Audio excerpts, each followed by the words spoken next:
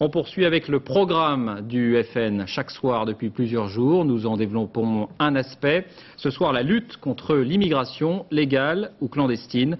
Les propositions et les réactions. Stéphane Bretner, Guillaume Viard. Chaque jour, une vingtaine de trains en provenance de Bruxelles arrivent à Paris. Les voyageurs, belges pour la plupart, passent au bout de ce qu'est une frontière invisible. Ici, pas de poste de contrôle ni de douanier. Jean-Marie Le Pen veut mettre fin à cette situation. La France gardera son propre système de contrôle des frontières et décidera qui peut pénétrer sur son territoire.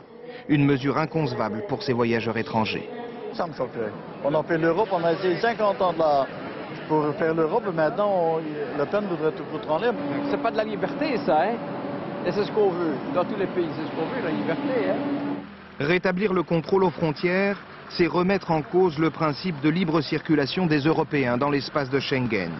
Cette mesure est censée lutter contre l'immigration clandestine, une efficacité que les expériences passées n'ont pas prouvée.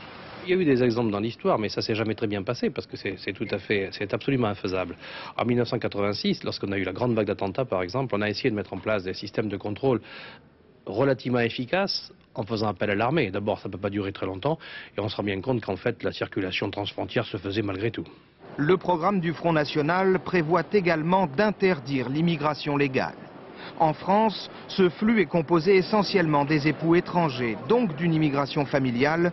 C'était le cas de 93 000 personnes en l'an 2000.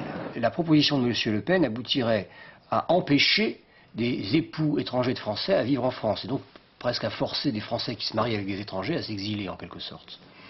Pour appliquer cette politique, Jean-Marie Le Pen devrait réviser la Constitution et remettre en cause tous les traités internationaux en isolant la France.